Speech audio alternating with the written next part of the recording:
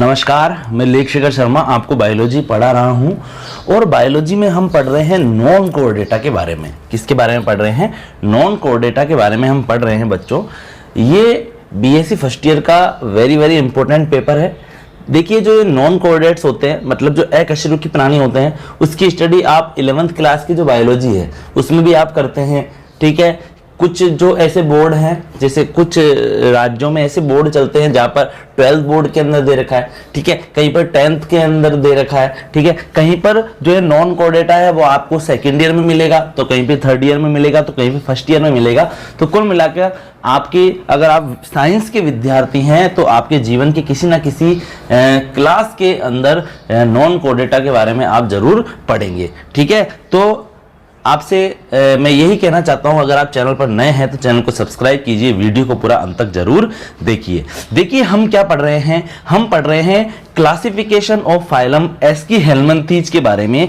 इससे पहले मैं एक वीडियो बनाकर डाल चुका हूं और मैं उसमें आपको जो एस्कीहेलमिन्थीज के जो एनिमल्स थे उनके कैरेक्टर्स में आपको बता चुका हूं कि उनमें कौन कौन से कैरेक्टर्स पाए जाते हैं। शॉर्ट में मैं आपको बता रहा हूं क्या है एस्कीहेलमिन्थीज। कृमि है, क्या है? वर्म है, वर्म कृमि है, लंबे पतले कीड़े हैं धागे के समान। ठीक है, इनको राउंड वर्म भी कहते हैं क्योंकि ये गोल होते हैं, जैसे मूंग की फली होती है ना, वैसे ये गोल भी होते हैं। तो अब स्टार्ट करते हैं हम आज। देखिए ध्यानपूर्वक आप, क्लासिफिकेशन ऑफ फाइलम एस्कीहेलमिन्थीज। एस्कीहेलमिन्थीज संघ का वर्गीकरण देखिए ध्यानपूर्वक आप। This phylum includes a heterogeneous assemblies of different animals. इस फाइलम के अंदर विषम समुदायों को रखा गया है। इस फाइलम के अंदर डिफरेंट एनिमल्स के विषम समुदायों को रखा गया है। डिफरेंट एनिमल क्या होते हैं? ऐसे एनिमल जिनमें कोई समानता ही नहीं लग रही है। तो जब एनिमल्स में ही समानता नहीं है, डिफरेंट है, तो उनकी जो असेंबलीज जो होगी, जो उनके समुदाय होंगे, वो भी तो डिफरेंट होंगे ना। ठीक है, क्या बताया गया है यहाँ पर कि इस फाइलम के अंदर डिफरेंट एनिमल के हेटेरोजेनस असेंबलीज को रखा गया है। ठीक है, विभिन्न जंतुओं की विषम समुदायों को इस फाइलम के अंदर रखा गया है। इस लाइन का मतलब यह है कि एक बड़ा फाइलम है और इसमें क्या कर दिया, इसमें अलग अलग दिखने वाले कुछ एनिमल्स ऐसे हैं जो समानता रखते हैं आपस में, और कुछ हैं जो समानता नहीं रखते हैं, लेकिन फिर भी उनको एक ही फाइलम के अंदर रख दिया, एस्कीहेलमिन्थीज के अंदर। Hence it has been classified different by different zoologist. अतः समय समय पर डिफरेंट जूलॉजिस्ट द्वारा, विभिन्न जंतु वैज्ञानिकों द्वारा या विभिन्न प्राणी शास्त्रियों द्वारा इसे अलग अलग प्रकार से क्लासिफाइड किया गया है। इसे डिफरेंटली क्लासिफाइड किया गया है, अपने अपने अकॉर्डिंग क्लासिफाई किया है। किसी ने इसके अंदर 6 क्लासें रख दी, किसी ने इसमें 2 क्लासें रख दी इस फाइलम में, ठीक है, किसी ने 4 क्लासें रख दी। ठीक है, तो सबने अपने अपनी मन मर्जी चलाई और इस जो ये हमारा संघ है या जो ये फाइलम है, इसको अपने अपने अकॉर्डिंग इन्होंने क्लासिफाई किया। The classification here is based and modification from L.H. Hyman 1951, but Storer and Usinger 1971 have regarded different classification of Aschelminthes as separate phyla and rank Aschelminthes as superphyla। देखिए, जो ये L.H. Hymen है, इन्होंने 1951 में 1951 के अंदर जो एस्कीहेलमिन्थीज के जो एनिमल्स है उनका क्लासिफिकेशन करने का प्रयास किया और उनकी क्लासिफिकेशन का मॉडिफिकेशन कर दिया, रूपांतरण कर दिया। लेकिन 1971 में 1971 में स्टोरर व यूसिंगर ने, 2 वैज्ञानिक हैं, 2 प्राणी शास्त्री है, यूसिंगर और स्टोरर, इन्होंने क्या कर दिया, इन्होंने एक अपना बिल्कुल अलग ही डिफरेंट ही क्लासिफिकेशन दिया एस्कीहेलमिन्थीज फाइलम का इन्होंने निर्माण किया। और जितने भी एनिमल्स हैं जो राउंड वॉर्म है, जो पैरासाइट भी है, फ्री लिविंग भी है, एक्वेटिक भी है, उनको किसके अंदर रख दिया, उसको फाइलम एस्कीहेलमिन्थीज में रख दिया और एक अलग ही फाइलम बना दिया अपना, फाइलम एस्कीहेलमिन्थीज। ठीक है, इन्होंने कितनी क्लासों के बारे में बताया, इन्होंने 5 क्लासों के बारे में बताया। इन्होंने बताया कि एस्कीहेलमिन्थीज में 5 क्लासों को रखा गया है, 5 क्लासेस को रखा गया है। एक तो है अपनी नीमेटोडा, एक तो कौन सी है अपनी नीमेटोडा, सेकंड नंबर पर है नीमेटोमोर्फा। पढ़ेंगे सब अपन, आप चिंता मत करिए, मैं आपको सब बताऊंगा, पूरा बताऊंगा, ज्यादा से ज्यादा बताने का प्रयास करूंगा। एक है नीमेटोडा, 2 नंबर पर है नीमेटोमोर्फा, 3 नंबर पर है रोटीफेरा, 4 नंबर पर है गैस्ट्रोट्रिका। कौन सा है 4 नंबर पर, गैस्ट्रोट्रिका। 5वें नंबर पर है काइनोरिंका। कौन सी है क्लास, काइनोरिंका। तो आज अपन पहले नंबर की क्लास को देखेंगे, निमेटोडा को। क्या है निमेटोडा का मतलब, निमेटोडा जो वर्ड है ये 2 वर्ड से बना है, नीमे एंड आइडोस, 2 वर्ड से बना है, 2 वर्ड से बना है, नीमा और आइडोस। नीमा मतलब होता है थ्रेड और आइडोस मतलब होता है फॉर्म, मतलब कि थ्रेड फॉर्म वाले जीवों को किस में रखा गया है, निमेटोडा के अंदर रखा गया है। धागे के समान, जो धागे वाली अवस्था में पाए जाते हैं ना, धागे के समान, उनको निमेटोडा में रखा गया है। ध्यानपूर्वक देखिए अब क्या क्या बताया गया है। एक्वेटिक और टेरेस्ट्रियल, फ्री लिविंग और पैरासाइटिक, इलोंगेटेड राउंड वॉर्म। ये एक्वेटिक होते हैं मतलब जल में रहने वाले होते हैं, टेरेस्ट्रियल मतलब थल पर रहने वाले भी होते हैं, मतलब पानी में भी मिलेंगे और जमीन पर भी मिलेंगे। ठीक है, साथ ही साथ ये फ्री लिविंग भी हो सकते हैं, स्वतंत्र रूप से रहने वाले, अपनी तो जैसे तैसे निकल जाएगी, फ्री लिविंग, बिल्कुल बढ़िया आराम से रहते हैं। ठीक है, कोई मतलब ही नहीं किसी से, खाते पीते हैं, मस्त रहते हैं। लेकिन कुछ एक निमेटोड्स एनिमल पैरासाइट के रूप में भी रहते हैं, मतलब किसी भेड़ की आंत में रहेंगे, किसी गाय की आंत में रहेंगे या किसी जानवर की आंत में रह के उससे अपना न्यूट्रिशन प्राप्त करेंगे। ठीक है, ये क्या होते हैं, इलोंगेटेड राउंड वॉर्म है, लंबे गोलकर्मी। जो लंबे गोलकर्मी है, देखो ऐसे आप, जो लंबे ऐसे अपन बनाते हैं, ऐसे लंबे और गोलकर्मी, जैसे कोई फली नहीं होती। देखो मेरी बात सुनो, गंवार की फली देखी है आपने, गंवार की फली की सब्जी बनती है, वो है चपटे कर्मी की समान दिखने वाली, चपटे कर्मी के समान। लेकिन जो मूंग की फली होती है ना, मूंग की फली, ठीक है, या लौकी देखी, लौकी, अब लौकी तो मोटी हो गई, ठीक है, लेकिन आप सोचो छोटी सी एक लौकी है, तो किसके समान है, राउंड वॉर्म के समान है। ठीक है, तो ये इलोंगेटेड राउंड वॉर्म होते हैं। Body elongated, cylindrical and unsegmented, शरीर लंबा होता है, बॉडी इलोंगेटेड होती है, बेलनाकार होती है, सिलेंड्रिकल मतलब बेलनाकार होती है, और अनसेगमेंटेड होती है मतलब बॉडी स्मूथ होती है, बॉडी पर कोई भी सेगमेंट नहीं पाए जाते हैं। देखो ये ऐसी होती है बॉडी, बॉडी पर कोई सेगमेंट नहीं पाए जाते हैं। अब सेगमेंटेड बॉडी किसे कहते हैं, देखो ऐसे अगर सेगमेंट पाए जाते हैं ना ऐसे, तो समझ जाना सेगमेंटेड है ना, सेगमेंटेड बोलेंगे। ठीक है, जैसे कि अर्थवॉर्म है, लीच है, सेगमेंटेड बॉडी होती है। Body wall with thick cuticle, body के ऊपर, जो बॉडी की जो भित्ति है उसके ऊपर मोटी क्यूटिकल की परत पाई जाती है, और ये क्यूटिकल की परत पाया जाना इसका कौन सा कैरेक्टर है, पैरासाइटिक कैरेक्टर है इसका, क्योंकि बच्चों ये रहते हैं दूसरे जीवों की आंत में। अब वहां पर फूड के साथ में इनका भी डाइजेशन हो सकता है ना, क्योंकि यहाँ पे पाचक एंजाइम होते हैं, डाइजेस्टिव एंजाइम होते हैं, लेकिन नहीं, इनकी बॉडी के ऊपर पाया जाता है क्यूटिकल का मोटा आवरण, जो इनको डाइजेस्टिव एंजाइम से बचाता है। तो ये अंदर मजे से घूमते फिरते हैं लोगों के शरीर के अंदर, आंतों के अंदर, खाते पीते हैं, मस्त रहते हैं। लेकिन इनका कुछ नहीं हो रहा है, क्योंकि इनके ऊपर तो किसका आवरण चढ़ा हुआ है, क्यूटिकल का आवरण चढ़ा हुआ है। ठीक है, सेलुलर और syncytial epidermis and longitudinal muscles in 4 bands, इनकी बॉडी की जो वॉल है उसके अंदर 4 बैंड्स पाया जा रहा है, मसल 4 बैंड्स पाया जा रहा है, मसल की 4 ऐसी बैंड नुमा या पट्टी नुमा संरचनाएं पाई जा रही है।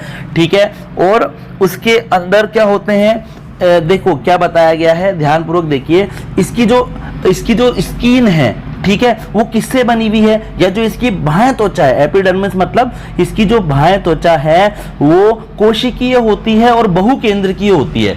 देखो इसके अंदर कोशिकीय, सेलुलर मतलब कोशिकीय, और सिनकेटियल मतलब बहुकेंद्रकीय, मतलब ऐसी कोशिकाएं जिसमें बहुत सारे केंद्रक पाए जा रहे हैं। एक सेल में एक ही न्यूक्लियस होता है बच्चों, लेकिन इनकी जो एक सेल होती है ना उसमें एक से ज्यादा न्यूक्लियस होते हैं, 4, 5, 10, 50। ठीक है, तो सेलुलर और सिनकेटियल एपिडर्मिस पाई जाती है, और अनुदैर्ध्य longitudinal muscle in band, four band and longitudinal muscles in four bands होता है। इनके अंदर क्या बताया गया है, यहाँ पर अनुदैर्ध्य पेशियां पाई जा रही है इनके फोर बैंड्स के अंदर। मसल्स की अनुदैर्ध्य पेशियों से बनी हुई 4 पट्टियां नुमा संरचनाएं इनकी बॉडी में पाई जाती है। नो सीलिया, बॉडी के ऊपर कोई सीलिया नहीं पाए जाते हैं। सीलिया क्या होते हैं, आपने कभी पैरामीशियम देखा है, ऐसा चप्पल जैसा होता है, ऐसा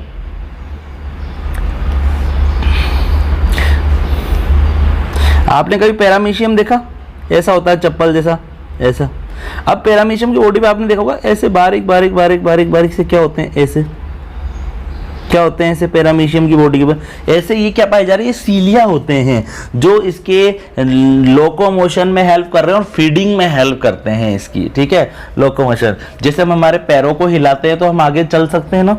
ठीक है, मछली अपने फिन्स को पानी में हिलाकर तैर सकती है, वैसी प्रकार ये अपने सीलिया को भी हिलाकर यहाँ वहाँ क्या कर सकते हैं, लोकोमोशन कर सकते हैं, चलन कर सकते हैं। No circulatory and respiratory system, इनके अंदर ना तो कोई सर्कुलेटरी सिस्टम पाया जाता है, ना ही कोई रेस्पिरेटरी सिस्टम पाया जाता है। मैंने बताया ज्यादातर पैरासाइट होते हैं, तो पैरासाइट ना तो कोई सांस लेते हैं, ना ही उनमें कोई ब्लड का फ्लो होता है, तो ना तो इनमें रुधिर परिसंचरण तंत्र पाया जा रहा है। नो सर्कुलेटरी सिस्टम मतलब नो रुधिर परिसंचरण, हार्ट वगैरह और ब्लड वगैरह कुछ नहीं है, और इनमें कोई विशेष प्रकार का ऐसा कोई श्वसन तंत्र भी नहीं पाया जाता है। The digestive system complete with muscular pharynx and excretory system of glandular organs और कैनाल और बोथ। जो डाइजेस्टिव सिस्टम है यानी कि जो पाचन तंत्र है ना बच्चों, क्या है, जो इसका पाचन तंत्र वो पूर्ण होता है, और उसके अंदर मस्कुलर फेरिंग्स पाई जाती है, मांसपेशियों से बनी हुई ग्रसनी पाई जाती है। ग्रसनी वह पार्ट होता है हमारी आहार नाल का जहां से भोजन ग्रास नली में गिरता है। फेरिंग्स वह पार्ट है जहां से जो फूड है वो ईसोफेगस में गिरता है। हम कहां से निगलते हैं भोजन को, हम निगलते हैं ग्रसनी से, माउथ बकल कैविटी के अंदर, मुख गुहा के अंदर हम भोजन को चबाते हैं हमारे टीथ द्वारा, और जो हमारी फेरिंग्स है या जो हमारी ग्रसनी है उससे हम भोजन को क्या करते हैं, निगलते हैं, और वो फिर किस में गिर जाता है भोजन, ईसोफेगस में यानी ग्रास नली में गिर जाता है। Excretory system of glandular organs और केनाल और बोथ, इसमें जो उत्सर्जन तंत्र है बच्चों उसमें कोई किडनी वगैरह नहीं पाई जाती। जैसे हमारे अंदर 2 किडनी होती है जो कि क्या करती है, ब्लड में से जो नाइट्रोजन युक्त या जो नाइट्रोजिनस जो एक्सक्रेटरी मटेरियल है जैसे यूरिया वगैरह उसको छान कर, उसको फिल्टर करके अलग करके यूरिन के साथ में यानी कि मूत्र के साथ में बाहर निकालने का काम करती है, लेकिन इनमें कोई किडनी वगैरह नहीं पाई जाती है बच्चों। ठीक है, बल्कि इनके अंदर क्या होता है, एक्सक्रेटरी सिस्टम ग्लैंडुलर ऑर्गन होता है, ग्रंथियों से बना हुआ कोई ऐसा अंग होता है, या केनाल्स होती है, कुछ नलियां होती है, या कुछ और भी संरचनाएं हो सकती है, या नलियां भी हो सकती है, और कुछ ग्रंथि अंग भी हो सकते हैं जो कि इसके उत्सर्जन में हेल्प कर रहे हैं, एक्सक्रेटरी सिस्टम का इसका निर्माण कर रहे हैं। Nervous system with circumenteric ring and anterior and posterior nerve, क्या होता है इसमें नर्वस सिस्टम, देखो हमारे अंदर तो नर्वस सिस्टम विस्तृत है पूरी तरह से। हमारे अंदर सेंट्रल नर्वस सिस्टम के रूप में ब्रेन पाया जा रहा है, मेरुरज्जु पाया जा रहा है मतलब मस्तिष्क, और तंत्रिका रज्जु पाया जा रहा है, और पेरिफेरल के अंदर भी बहुत सारी नर्व्स हमारे अंदर पाई जा रही है। ठीक है, लेकिन जो इनके अंदर नर्वस सिस्टम होता है ना वो सिंपल होता है, और किसका बना हुआ होता है, एक सर्कुमेट्रिक रिंग का बना हुआ होता है, एक ऐसे तंत्रिकाओं से बनी हुई ऐसी एक छल्ला होता है इनके अंदर, बस तंत्रिकाओं से बना हुआ क्या होता है, छल्ला होता है, वही इसका क्या है, वही इसका ब्रेन है। ठीक है, हमारी तरह वेल डेवलप नहीं होता है। ठीक है, और इसके अंदर एंटीरियर एंड पोस्टीरियर नर्व्स पाई जाती है। ठीक है, अग्र और पश्च क्या पाई जाती है, तंत्रिकाएं पाई जाती है। सेंस ऑर्गन बिल्कुल सिंपल होते हैं, इसकी जो ज्ञानेंद्रियां हैं सिंपल है। सेंस ऑर्गन हमारे अंदर देखिए थोड़ा सा भी एक मक्खी भी आती है हमारी तरफ, आंखों की तरफ या हमारे हाथ पे अगर एक मच्छर भी बैठ जाए तो हमें पता लग जाता है कि भैया कोई मच्छर बैठ गया हमारे हाथों पे, ठीक है। तो हम क्या कह सकते हैं, हमारे अंदर जो सेंस ऑर्गन है वो वेरी वेल डेवलप है और वेरी वेरी एक्टिव है, ठीक है, बहुत ज्यादा सेंसिटिव है। लेकिन इनके सेंस ऑर्गन क्या होते हैं, बिल्कुल सिंपल होते हैं। Mail with pineal spicules and smaller than female. जो नर होते हैं ना बच्चों, निमेटोडा के अंदर जो नर होते हैं वो मादाओं से छोटे होते हैं और उनके अंदर एक पीनियल स्पिक्यूल्स पाया जाता है जो कि रिप्रोडक्शन में हेल्प करता है और स्पर्म को फीमेल की बॉडी के अंदर पहुंचाने का कार्य करता है। यहां पर देखिए ये क्या है, ये एक निमेटोड एनिमल्स है। निमेटोड का यहां पर आपको एक एनिमल दिखाई दे रहा होगा, ये निमेटोड एनिमल है, ये एक निमेटोड एनिमल, ठीक है। क्या है ये, एक अपना निमेटोड एनिमल है। और यहां पर देखिए ये कांटे नुमा दिख रहा है आपको, देखो ये पीछे यहां पर एक छिद्र है ऐसा, ये छिद्र तो क्या है, क्लोएकल एपरेटर है, अवस्कर छिद्र है, अवस्कर द्वार भी बोल सकते हैं इसको। इसके द्वारा एक्सक्रीटरी मटेरियल को बाहर निकाला जा रहा है। और यहीं पर इसके आगे की तरफ या इससे पहले की तरफ क्या है, पीनियल स्पिक्यूल्स पाया जा रहा है, कांटे नुमा एक संरचना पाई जा रही है, ठीक है, जो कि रिप्रोडक्शन में हेल्प कर रहा है। कोपुलेटरी ऑर्गन है ये, एक मैथुन अंग है ये, ठीक है। देखिए अब ध्यानपूर्वक आप, गोनेड 1 और 2 होते हैं, मतलब कि जो जनद है वो 1 या 2 हो सकते हैं, मतलब इसमें या तो 2 वृषण होंगे या 2 अंडाशय हो सकते हैं, ठीक है। और इसके अंदर 1 वृषण भी हो सकता है और 1 अंडाशय भी हो सकता है। Mail genital duct lead into the cloaca, female genital duct with A separate opening. क्या बताया गया है यहाँ पर, क्या बताया गया है यहां पर, यह बताया गया है कि जो मेल जेनिटल जो डक्ट है, जो नर की जो जनन वाहिनी है ना, वो तो क्लोएका में खुलती है, अवस्कर में खुलती है। और जो फीमेल जो जेनिटल डक्ट है, जो मादा की जो जनन वाहिनी है, वो एक अलग से ही सेपरेट ओपनिंग में खुलती है, अलग से ही उसकी ओपनिंग होती है, अलग से एक छिद्र पाया जाता है। फर्टिलाइजेशन इसके अंदर पाया जाता है। मेल एंड फीमेल गैमेट्स होते हैं, इसके अंदर बन जाते हैं, ठीक है। और मेल और फीमेल गैमेट्स के अंदर क्या हो जाता है, फिर फ्यूजन हो जाता है, जिसको फर्टिलाइजेशन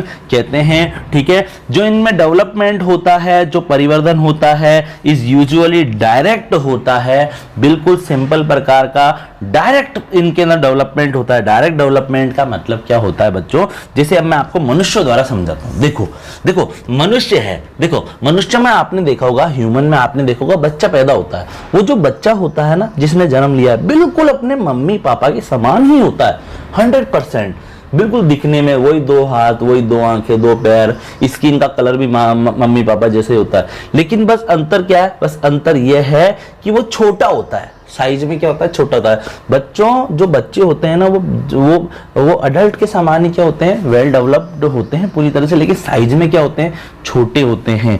लेकिन अब वहीं आप दूसरी तरफ बटरफ्लाईज के अंदर देखिए, बटरफ्लाई अंडे देती है, अंडों में से क्या निकलती है, अंडों में से छोटी सी तितली निकलती है, लट निकलती है, लट जैसा जीव निकलता है भैया अंडों से, जो बिल्कुल भी तितली के समान दिखाई नहीं देता है, मतलब अडल्ट से तो बिल्कुल ही अलग होता है, ठीक है। जो वो लट निकली है, जिसको लार्वा बोलते हैं, और वो खाता है, पीता है, फिर उसमें मेटामॉर्फोसिस होता है, मतलब कायांतरण होता है, और फिर वो कुछ महीनों या सप्ताह बाद में वो अडल्ट जो बटरफ्लाई है उसमें कन्वर्ट होता है। तो जो ये सेकंड टाइप का जो डेवलपमेंट है ना बच्चों, ये कैसा डेवलपमेंट है, इनडायरेक्ट डेवलपमेंट है, अप्रत्यक्ष परिवर्धन है। और जो मनुष्यों के अंदर जो डेवलपमेंट हो रहा है या परिवर्धन है, वो कैसा है, डायरेक्ट डेवलपमेंट होता है, ठीक है। इनके अंदर नो सेक्सुअल रिप्रोडक्शन और रीजन, इनके अंदर अलैंगिक जनन नहीं पाया जाता है, इनके अंदर पुनरुद्भवन की क्षमता भी नहीं होती है, जैसे स्टारफिश होती है, उसके टूटे हुए जो फुट है, टूटा हुआ जो उसका लिम्ब है ना, जो ब्रेक लिम्ब है या जो उसके शरीर का खंड है, उससे नई स्टारफिश बन जाती है। हाइड्रा के अंदर भी क्या होता है, हाइड्रा के अंदर अगर कोई इसका पार्ट टूटकर अलग हो जाए ना, तो उस टूटे हुए पार्ट से क्या बन जाता है, नया हाइड्रा बन जाता है, रीजनरेशन द्वारा। लेकिन इनके अंदर क्या होता है बच्चों, रीजनरेशन द्वारा एसेक्सुअल रिप्रोडक्शन नहीं होता है, ठीक है। इनके अंदर केवल फर्टिलाइजेशन द्वारा ही रिप्रोडक्शन होता है। और इसके एग्जाम्पल क्या है बच्चों, इसके एग्जाम्पल है एस्केरिस निकेटर, एस्केरिस नेकेटर, वुचेरेरिया और ट्रिकिनेला। कौन कौन से एग्जाम्पल है इसके, एस्केरिस है, निकेटर है, वुचेरेरिया है और ट्राइकिनेला है, ठीक है।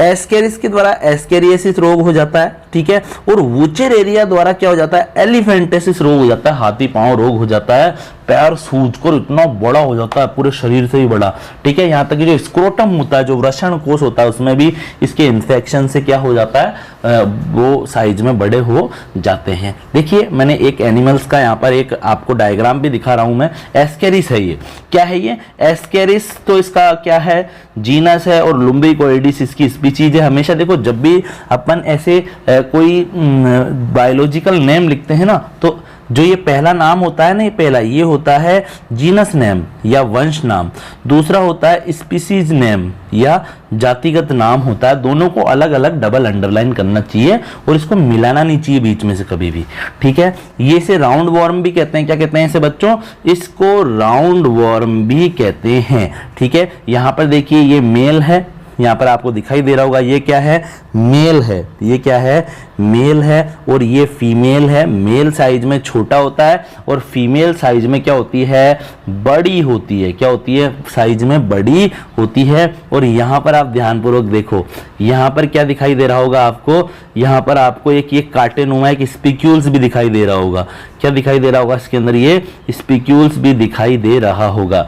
क्लोएकल एपरेटर क्या है ये, क्या है ये स्पिक्यूल्स है, पीनियल स्पिक्यूल्स है, जो कि कोपुलेटरी ऑर्गन का कार्य कर रहा है, मैथुन अंग का कार्य कर रहा है। देखिए इससे जो मैं अब जो नेक्स्ट वीडियो जो बनाऊंगा ना, वो मैं आपको बताऊंगा कि जो ये क्लास नीमेटोडा के अंदर कौन कौन से ऑर्डर को रखा गया है, किन किन ऑर्डर को रखा गया है, वो हम पढ़ेंगे। क्योंकि अगर आज ही मैं सारा बता दूंगा तो क्या हो जाएगा, वीडियो लंबा हो जाएगा, ठीक है। तो मेरे साथ में बने रहिए, चैनल को सब्सक्राइब कीजिए। वीडियो को पूरा देखने के लिए आपका धन्यवाद।